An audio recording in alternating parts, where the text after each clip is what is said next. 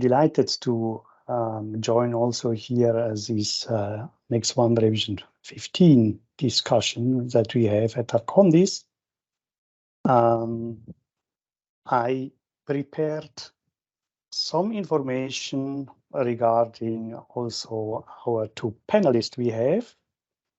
I just see, Sarah, maybe you can jump in shortly because I don't got the detailed information of the two bodies here. I'm very sorry. You are mute, Sarah. Hello, everybody. I am Zahra Alborsen. I'm delighted to present you the new revised Annex 1 webinar.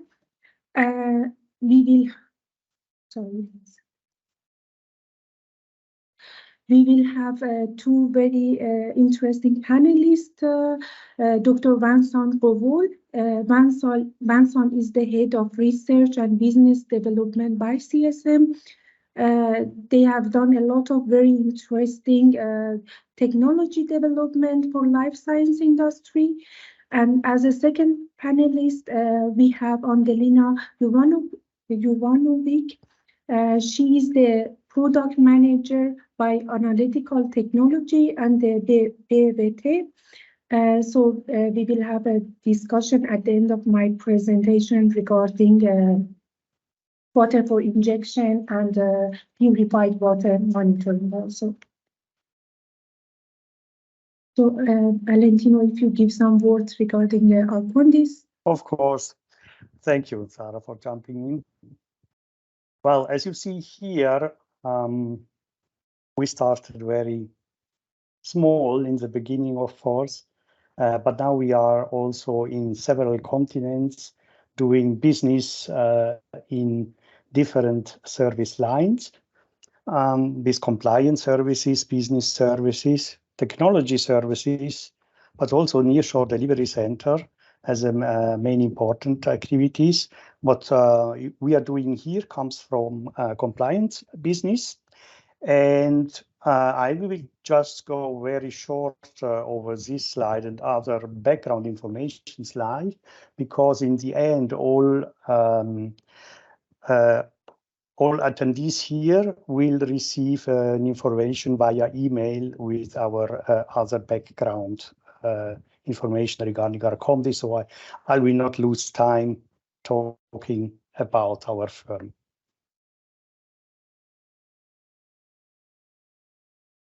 So I will give you some brief discussion about Annex 1. Annex 1 is considered to be the most important European regulatory standard for manufacturing of pharmaceutical product. The new revision, the revision 15, was finalized August last year. From previous version, the version 2007, 16 pages, we have now a new revision of 59 pages.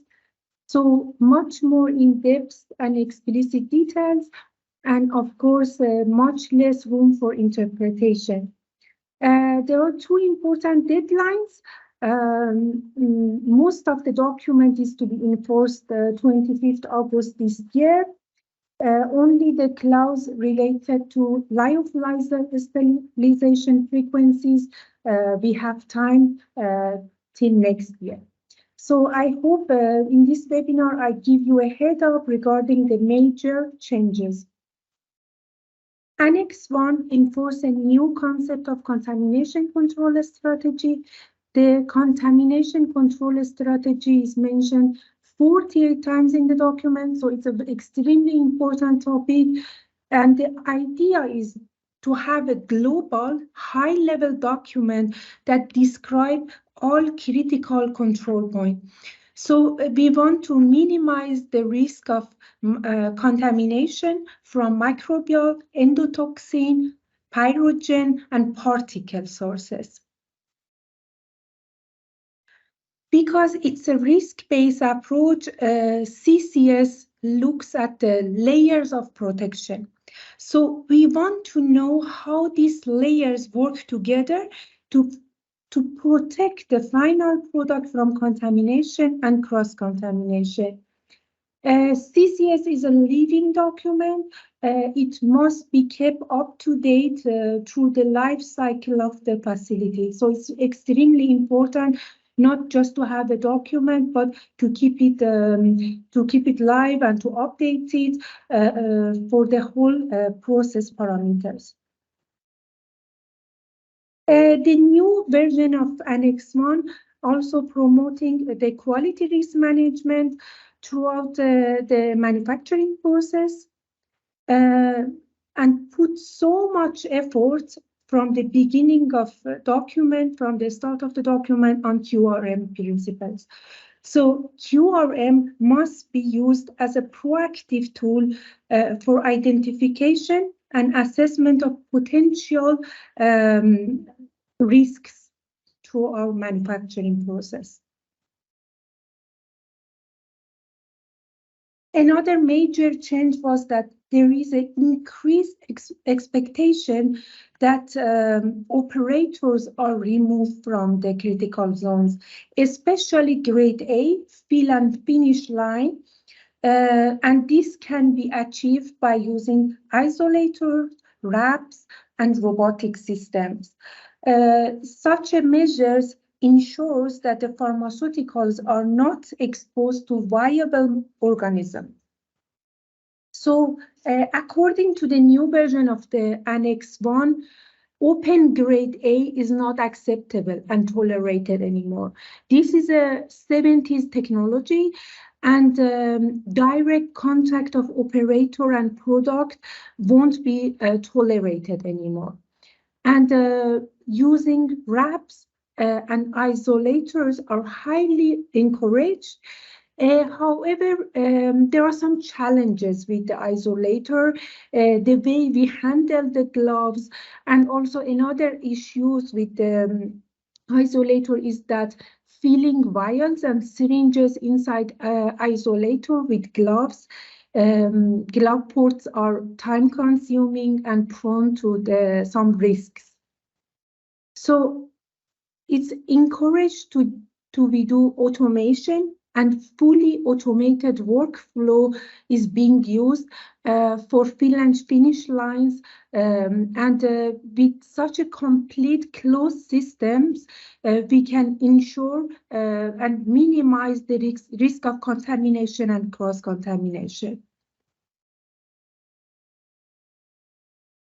There is a complete new chapter on environmental monitoring. There was major changes enforced for air particle monitoring. Basically, for the grade A, total particle and microbial monitoring shall be done continuously. And continuously means without any interruption. So we need to do continuous monitoring for grade A in operation and at rest. And there was a major change also for grade B. So exactly the same requirements are now required for grade B. And I see that here many big pharmaceutical companies are not ready actually for such a requirement. Grade C and D, there were some minor changes, but grade C and D must be based on risk assessment and contamination control strategy. Another major changes is that for grade A, previously the microbial growth limit was 1 CFU.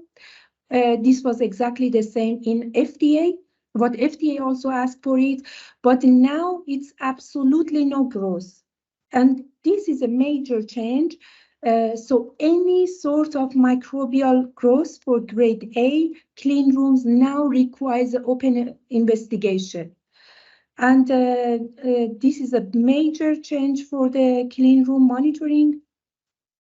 And one of the points I want to highlight here is that we must establish alert and action level based on risk analysis. The maximum tables you see here shall not be used as action level. These values are too high, and usually historical particle tracking values are much tighter. So we shall have action prior to reach such a levels. And if we have such a historical particle tracking and monitoring system, then we can really see if the air quality in the clean rooms is it deteriorating or not. So we must have an action level prior to reaching to such a maximum table. Also, Annex 1 highly recommend automated and online monitoring method instead of single snapshot method. From my point of view, settle plates are the indicator of surface contamination and they do not show the quality of air because so many parameters can change their performance. So according to the new requirement, there is a big push in Annex 1 toward continuous online monitoring for microbial monitoring and moving away from single snapshot methods. Here I tried to list some of the instruments for clean room air quality monitoring. Annex 1, some of them, as you can see, are also calibrated and according to the ISOs, relevant ISOs, and such an automated system must be used. However, also for the particle monitoring, Annex 1 provides much more in-depth details how automated air particle monitoring must be done. Basically, particle counter probes must be located as close as possible to the point of feel. Typically, this is around 30 centimeter maximum. And the common mistake I quite often see in the clean rooms is that they put a particle monitoring probe at the higher level than feeling point.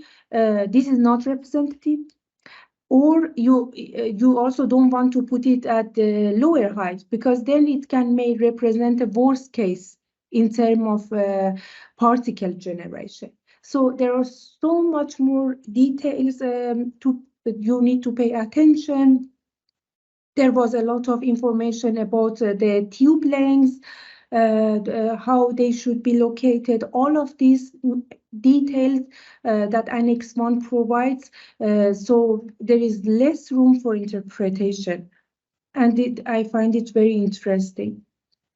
So another challenging topic that Annex 1 discusses in details is about water for injection and purified water.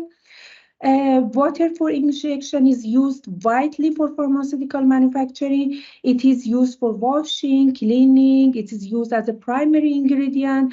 And conventional monitoring method like platings, unfortunately, is still being practiced by the EU and Swiss legislation as a routine assessment and as an analytical method, plating and membrane filtration.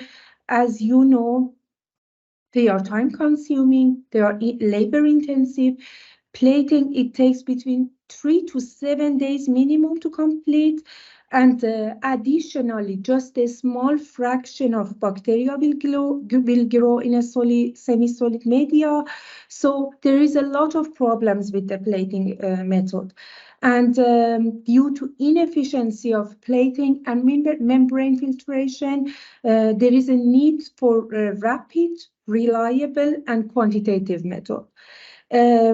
So we must move away slowly from plating and move toward the gold standard methods like flow cytometry, that we can get quantitative results out of our measurement and much faster. And then most important point is like we can be much faster to react in case of contamination. So the disinfection can be done much faster and we can detect much faster.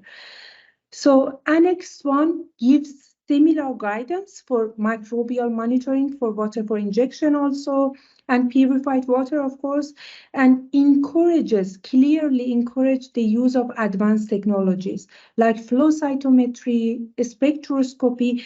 Such a advanced method shall be used and implemented for big pharmaceutical companies.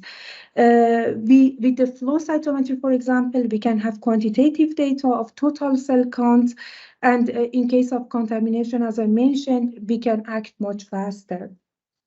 And here you can really see that Annex 1 promote using the newer technologies. Regarding water for injection, the chemical and microbial monitoring must be done based on contamination control strategy. An important point is that all point of use must be sampled and monitored. And as you can imagine, in a production line, monitoring all of the point of use manually is not really possible anymore.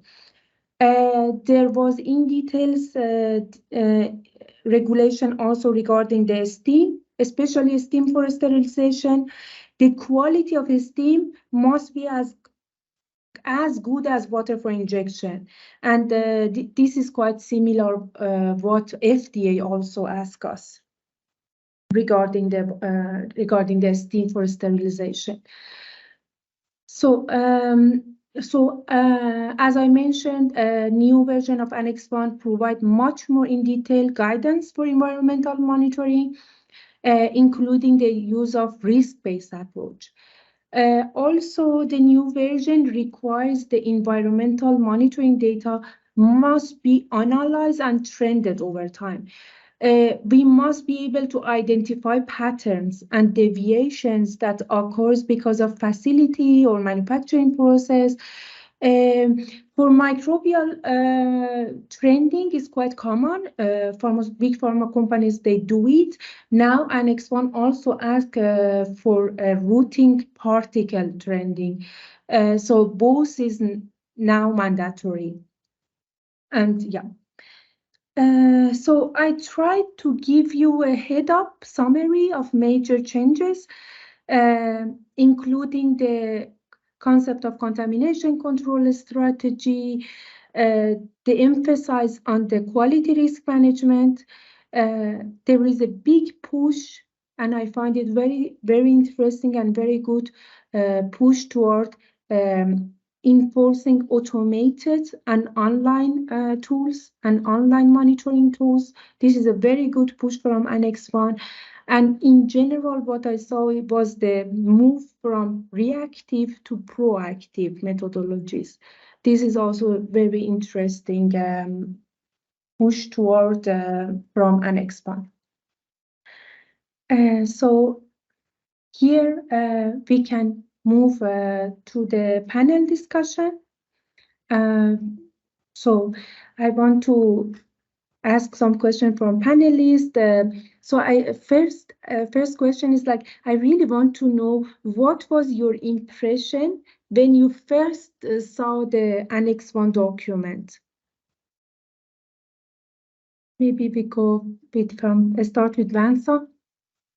Yes, so basically, thank you for the introduction.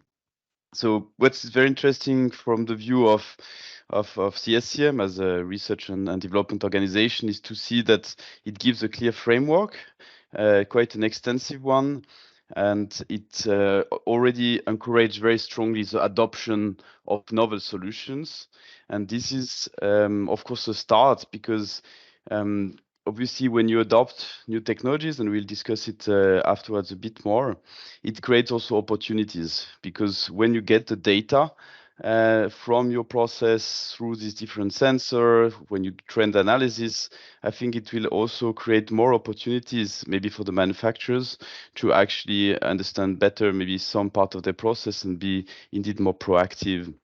So I would say the first impression was indeed a big hurdle to implement all of these requirements. However, it can also be seen as an opportunity and to actually do or improve, actually optimize the processes further. Exactly. Yeah. So the fact that it's an opportunity to move away from traditional method to the is now encouraged that we use automated monitoring system. That's a very good push. And Adelina, what do you think about a new Annex 1 revision? What was your impression? Yeah, well, first of all, I think the adjustments were significant. And from my point of view, for my role, of course, there were several highlights that were really related to my work, such as comprehensive contamination control strategy, clarification of monitoring, and then, of course, the implementation of rapid microbiological methods, which was actually clearly encouraged. And overall, my impression was similar to both of you, what you already stated, that the appropriate monitoring and observation of the pharmaceutical systems should be based holistically. And moreover, for me, it was main message that is important to understand also how the contamination can interact, that there are different origins from the contamination. And my very personal impression was like it seems like global regulatories really talk to each other and try to implement the changes that can be then adapted across the pharmaceutical industry worldwide. That was like my very, very personal opinion, but I think the trend is going in this way. Yes, I like to say that there was 9,000 comments for Annex 1. So a big group of experts, they come together from all over the European Union, and it's really big work has been done with the version we see. So yeah, this is a very interesting push from experts from all different industries. They come together and they put together the document. Yeah, so I wanted to ask you, you mentioned a little bit about your role. I want to ask you, what do you think would be the direct impact of the Annex 1 regarding the online monitoring for water for injection and purified water, and how the industry will react and how the industry will move away from plating method with this new regulation? So maybe, do you want to start, Andelina? No, Go you for it. start. You start. All right. So maybe from most point of view, I think obviously if there is a regulatory framework, it means that there are already existing solutions that allow you to comply with the framework, and you've presented some of them. Andelina can tell, of course, more about it as well. But I think beyond that, it's also a push for the supplier industry. So I'm sure that this framework will give also a lot of incentive for companies to invest, to develop even better solutions that are today on the market. And these solutions will range basically, of course, from starting with the monitoring, so sensor technologies that allows you to monitor particles, or contaminations being in the air, so airborne topics is a big one, as well as in the final products. So that the sensing part, then we have a big part on the data analytics and the trend analysis. So as soon as you've got more data, we'll be able to develop even a more interesting algorithm. This algorithm will be adapted to each production line because, of course, there are a lot of variability. So there will be a push to adapt this. And finally, it's also about the automation strategies. Moving more and more to automation, which will require new concepts. And again, you mentioned one of the manufacturers, but all of them are going into this automation direction. So I believe we will see in the next 5 to 10 years the appearance of new solutions as a consequence of this new regulatory framework, because it gives clarity for investors, actually. Yes, very nice. And Andelina, you wanted to add something? Yes, I'm really happy that you mentioned the automation part, because it's pretty much connected to the overall risk assessment and the quality risk management that was clearly described in the Annex 1. And it seems that the trend is going in the way that it requires a systematic approach, where also the implementation of suitable and corrective and preventive actions should be also implemented, and which is then actually given, and it's based on the threat data analysis, and then you can also implement the data-driven actions. Yes, yes. I mean, especially for water co-injection and purified water, we have this big advancement in optofluidic devices. This is a big technological advancement. We can have different fluorescent dye. We can really have quantitative data from the type of microorganism we have inside, and it's we must move away from CFU counting method. If we want to monitor each point of use daily during production facilities, it's not possible to do it manually anymore. Mhm. So we must move away. And another point I want to say is not just about the numbers. So we need to get much more in-depth information about the type of microorganism we have.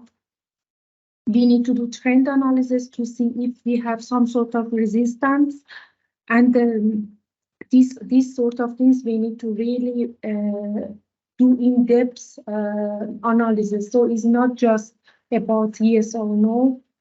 For the big pharmaceutical companies, we need to have a much more in-depth understanding of microbial monitoring. Sorry, Mansour, I know you worked and CSM had done a lot of projects regarding the viable air particle monitoring and such technologies. So I want to know what was the challenges from the technological and the development point of view. Yes, so usually we are facing the challenges of accuracy or sensitivity of the measurements, especially when you deal with airborne virus or airborne particle monitoring, where you may have very large air volume to sample depending on the conditions. And you first need actually to be able to isolate, concentrate actually the one or the few contaminants that you are going actually to select. So this sensitivity topic is very important. So not to lose any of the targets, basically. And if you have a target with 0, it means you cannot lose any of the contaminants that you're going to detect afterwards. Then the second challenge is selectivity. And there comes the topic indeed of viable respect to dead contaminants. Then you will need to have advanced analytics, being through, of course, fluorescence markers, but there are more advanced topics that are actually upcoming that will allow you to be selective. And these two aspects, sensitivity versus selectivity, in the framework of online repetitive monitoring are, of course, big challenges. If I give you an example, we are developing also now a system with the company StatPil that is used for airborne monitoring.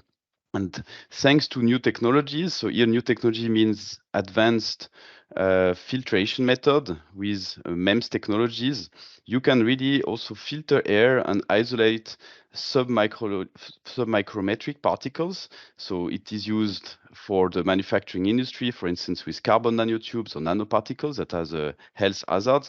But it can be also used for isolating viral contents from air, which also is in the submicrometer range, and you can detect this. So the isolation, just again, is enabled through advanced microfabrication technologies.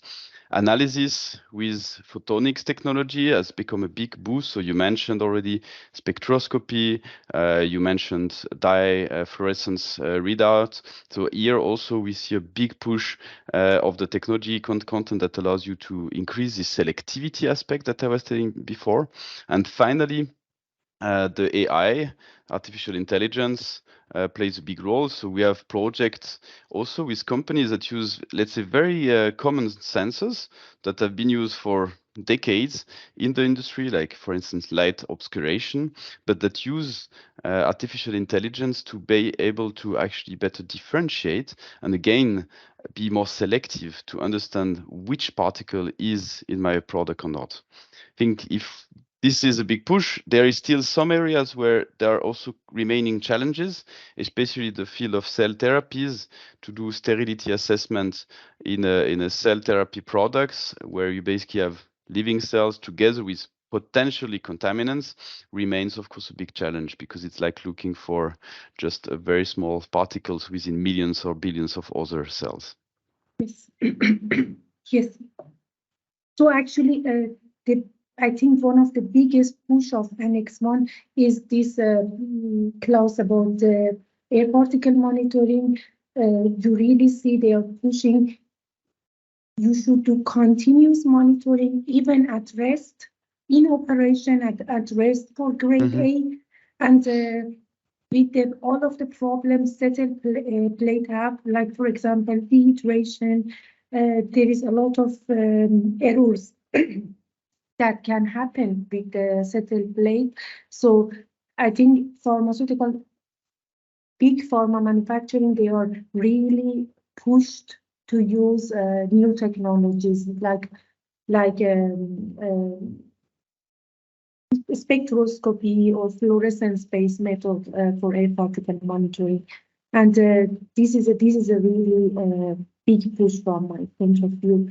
I want to ask another question from Angelina. One of the interesting parts about Annex 1 for water for injection and purified water was regarding Annex 1 now clearly says that you can move away from plating method if you prove that the newer technologies like flow cytometry is superior or at least equal to the plating method. What is your comment about it, and what can we do that the QC department for pharmaceutical industry adopt the newer technology? Well, I always say that always is a good way to implement the new technology first to start practically, to do a field study or pilot study with the right partner. That's the first step towards it. And then the second of all, how we can, I think your question was how we can convince quality departments to implement it. I think it's always important to emphasize the benefits of the automated methods, like time to result, robustness, handling issues, and everything that we face with the current conventional method. But of course, it's also, I mean, it's very, very clear that it's not that easy to push these methods also inside of the company, because the initial investment, which is high at the beginning, because you have to do it in parallel, as long as you don't implement this your method as a product release method. But there are other benefits that are much more important than the initial investment, such as decreased retesting or improved resource allocation. Because once you have something that is integrated in your system, that is going automatically, you can allocate your resources on another part of the process. And that is, those are, I think, the ways to convince the quality department. So the benefits, cost effectiveness, and also start practically, and really once you try, then you also have a much better insight. Exactly, yes. And another point, one point is like this, all of the trending and digitalization of the data, but a small point also Annex 1 says is like now for the water for injection production, they also accept the non-distillation method. However, here, because you know the distillation is a gold standard method, and but Annex 1 accept the other methods, non-distillation method, but ask for a very proper monitoring and trending, because the non-distillation method, they are retentive of the microorganisms. They don't kill as good as distillation kills the microorganisms. But so crucial point here is the factor of monitoring and trending, especially for water for injection, because it is used as a primary ingredient for pharmaceutical manufacturing. So it's extremely important point and challenging topic to address. Yes, so Barzan, I wanted to ask you a general question from you. So we talk a lot, we speak a lot about automated method and advanced technologies, but do you see also this advanced technology has some negative impact, especially regarding, for example, the prices that the increase of the prices for pharmaceutical and at the end of the day increase the prices for patients. So do you see also a negative trend there regarding implementing the new regulation? I mean, it's as always when you implement new technologies, so it requires an investment, a capital investment initially, I mean, for the technology development, as well as when you purchase, usually an automation system. But at the end, it should bring down the price. Otherwise, there is not too much point about actually doing automation. So if I take a parallel, which is quite interesting, if you look at the sequencing technologies and the cost of Yes. sequencing 20 years ago, Yes. and the cost of sequencing today, it has divided by decades. I mean, it's not even Yes. comparable. You go from 1 billion to a few hundreds francs now for sequencing, and even for whole genome sequencing in the $1,000 range. So automation, of course, is an investment, and you will reflect this that an Illumina system, next generation sequencing, is a very big and expensive equipment. However, it allows you at the end per sequencing data to reduce. And we see the same kind of trend in the, for instance, cell and gene therapies, which are also very expensive therapies because they are done at a smaller batch scale. So you have not a big volume normally to do that. So at the moment, they are still very expensive. But automation, I believe, is the solution actually to solve this problem. But it asks for investments, and to have this gap, where do you invest, who is investing, is potentially indeed a phase where the price will go up, or at least somebody has to take the money in the hands to actually bring down and bring the benefits to the patients. But at the end, I think automation is a solution and not an increased cost. The regulatory pressure is a different story, because here you ask for actually more safety for the patients by adding monitoring, adding technology. So here there is no direct influence on the price per patient. It's actually more a higher burden. So I believe that in this case, also automation is a solution, because if you just implement it with the current state-of-the-art method, like plating, it will just explode the cost of your bioprocess manufacturing. So again, here the investment into automation will pay off at the end. So I would actually encourage also automation. And finally, a last word on the topic related to trending, data analytics. Other regulated industry, I will take the example of the transportation industry. So we had the project with the company Stadler Rail. Stadler Rail is a big train manufacturer, and they also have to ensure security of the passengers. And they have some critical systems that basically when one of them is failing, you need actually to stop the train and go directly into maintenance. So that's very safety relevant. And they actually developed a solution together with us to do what they call predictive maintenance, or at least the first form of predictive maintenance, where they take the sensor data that they already had on this critical unit, and to develop and adopt machine learning, they were able to basically classify the different faults and actually even anticipate some of them. Not all of them, but most of them they can anticipate before they occur.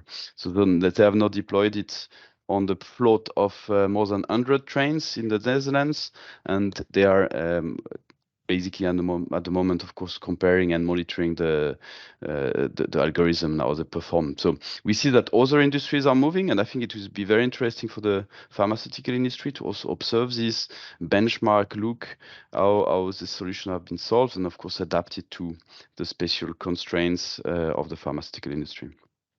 Yes, thank you very much. And as a closing question, I want to ask, do you think that global manufacturing, especially pharmaceutical manufacturing companies, should watch a little bit the development. Do you think the Annex 1 will go beyond the EU borders and it will be global? It's a question to me or Vincent? So you can answer. Andelina. Sorry, I didn't hear you.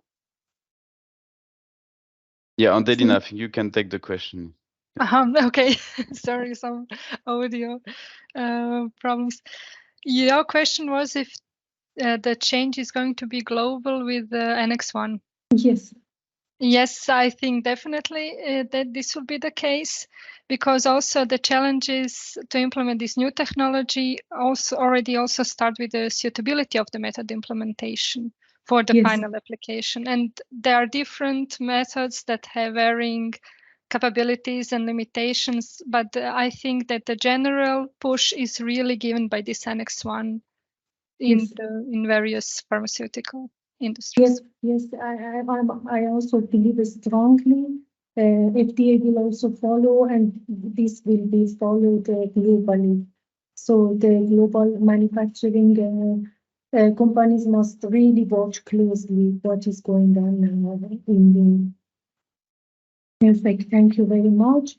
And maybe Sarah, yes. If you don't mind, I have also a question. I would like to use these last two questions you discussed to put in how disruptive do you see these technology changes in the laboratory, in the production environment, regarding the preparation of the employees? So they are not ready from now to tomorrow, so they need also some ramp up. There might be some job changes, of course. I don't talk about numbers because it opens completely new chances. I see that. But what is your perception?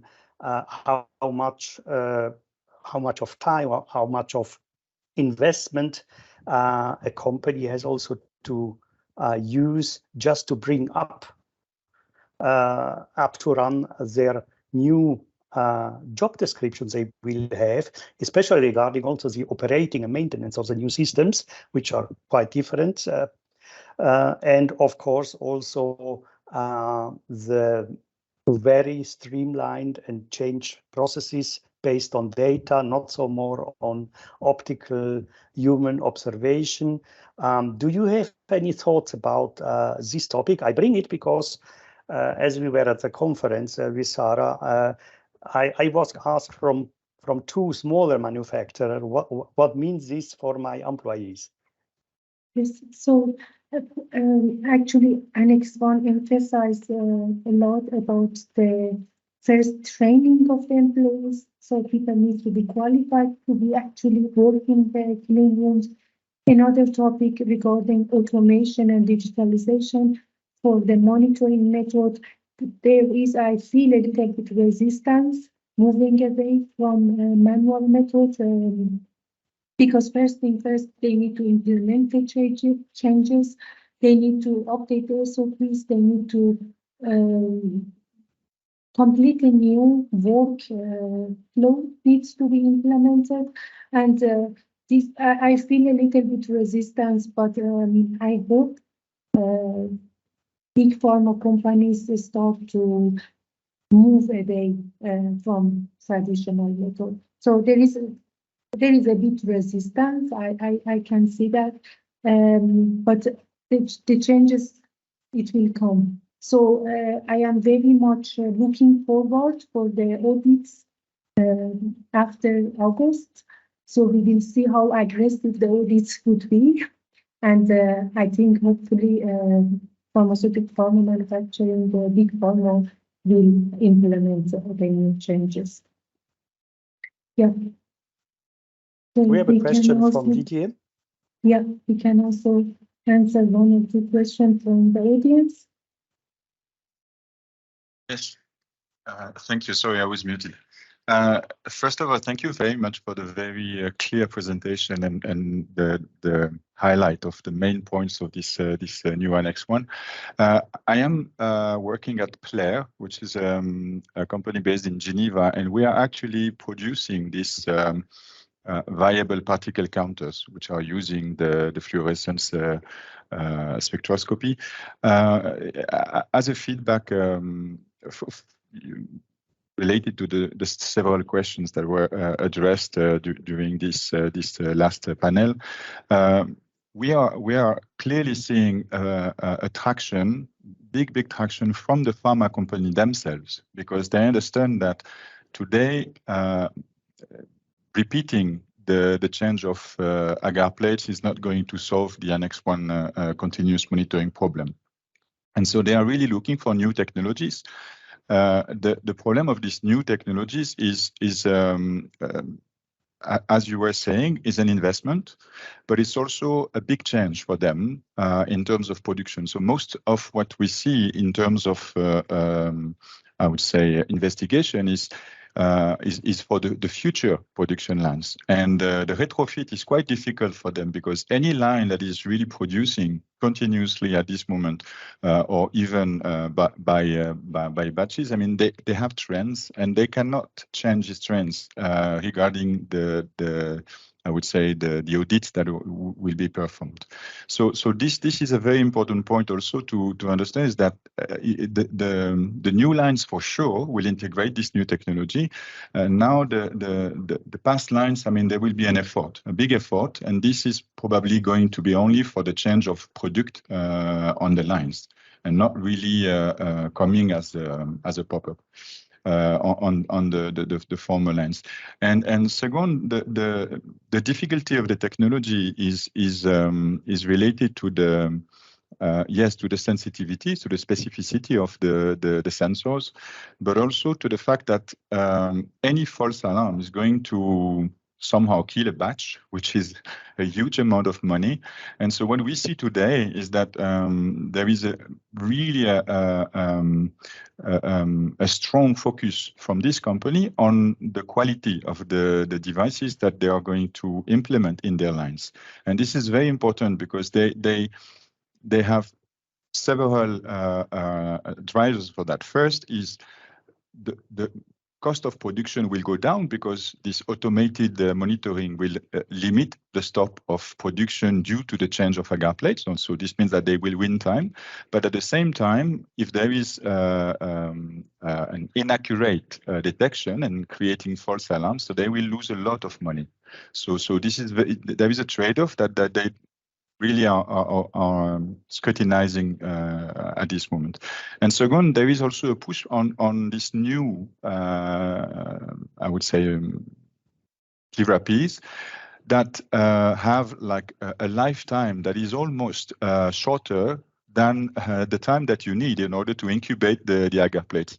And so this rush for people who are actually waiting for their therapy in the next days, I mean, this is super important for them to be also to deliver the drug in the fastest way. So we see that the technology like ours and some others on the market, that is to really detect continuously and in real time the presence of variable particles. This is super important for them on the new therapies in order to be sure that they can deliver on time. So of course, this is going to be a change for them in terms of processes.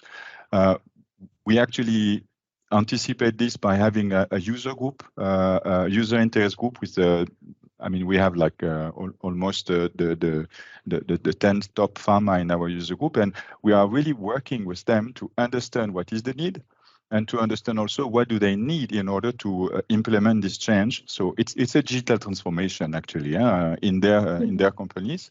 And so this includes, as it was mentioned, the training of the personnel. Luckily, this automated system requires much less, I would say, effort in training, because they are simplified as much as possible in order to be integrated into the lines. But yes, I mean, there is a need for providing the device, providing the services, so an easy maintenance and regular calibration even on site, and also the trainings. Yes, yeah, thank you very much for your remarks. It was very interesting. I also strongly believe settle plates cannot be followed with the issues with the dehydration, with all of the issues they have. And I really see pharmaceutical manufacturing will move away, and then automated online material and particle monitoring must be implemented and will be implemented. Thank you very much for your remark. Very interesting. If you have other questions?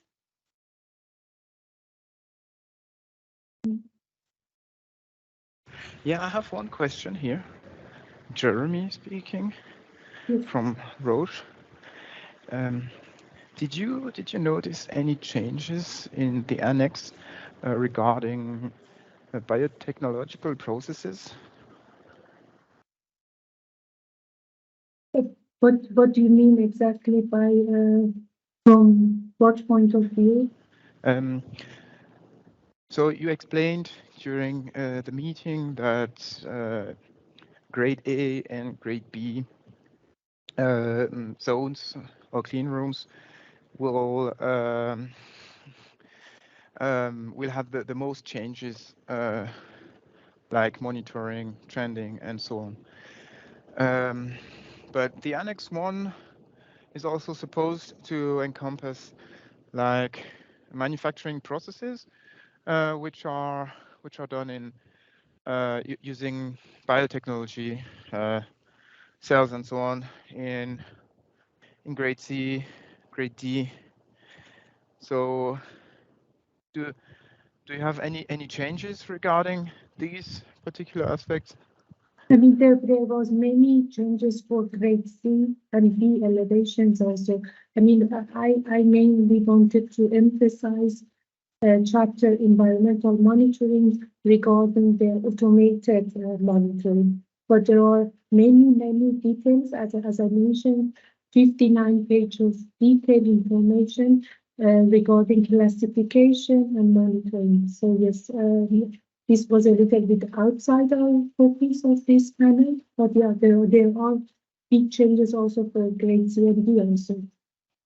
Just I highlight the fact that grade B is now has the same requirement as grade A. Yes, so maybe it was a bit out of focus of our presentation. Okay, thank you.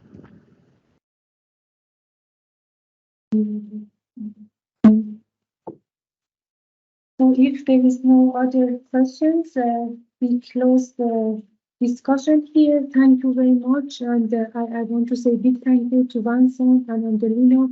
Very interesting topics. And I really thanks a lot for your time and for your effort to participate. Thank you very much. Thank Have you. a nice Thank afternoon, you. everybody. Yeah? Merci. Bye-bye. Thank you. Bye. Thank you. Thank you very Thank much. you. Bye-bye. Thanks a lot. Bye-bye.